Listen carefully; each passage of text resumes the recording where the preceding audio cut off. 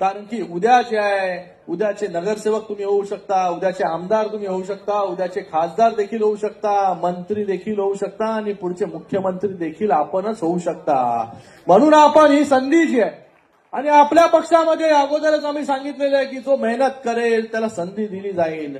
आणि या पक्षामध्ये असं आता फक्त ड्रॉइंग रूम मध्ये ऑफिसमध्ये बसून निर्णय घेतले जात नाही. आज आम्ही जे आहे पूर्ण गल्लोगल्ली फिरण्याचं काम, गल्लीतले नेते आहेत आपण. काल मी नाटासाहेब नाशिकचे सगळ्यांना बोलवलं होतं. नाशिकच्या 4 विधानसभेच्या बैठका घेतल्या, प्रभाग निहाय बैठका घेतल्या. प्रत्येक शाखा प्रमुख असेल, विभाग प्रमुख असेल, उपविभाग प्रमुख, युवा सेनेचा कार्यकर्ता असेल, 1 to 1 एक प्रभागाला समोर बसवलं.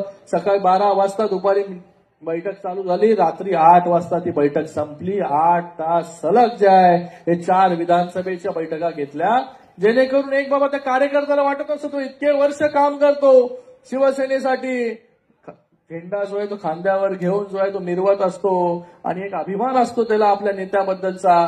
पण तो जे आहे ते फक्त आपल्या नेत्याला कधीतरी टीव्हीमध्ये बघत असतो. प्रत्यक्षात नेत्याशी जे आहे हे नेहमी एक कार्यकर्त्याची नाळ जी आहे ती जोडली गेली पाहिजे.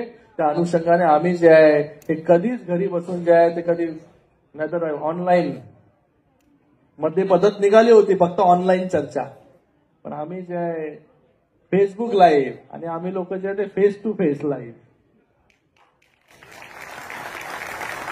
Face to face. नवीन घडामोडी पाहण्यासाठी आजच आम्ही मुंबईकर 24 तासला लाईक करा, सबस्क्राईब करा आणि अपडेट रहा.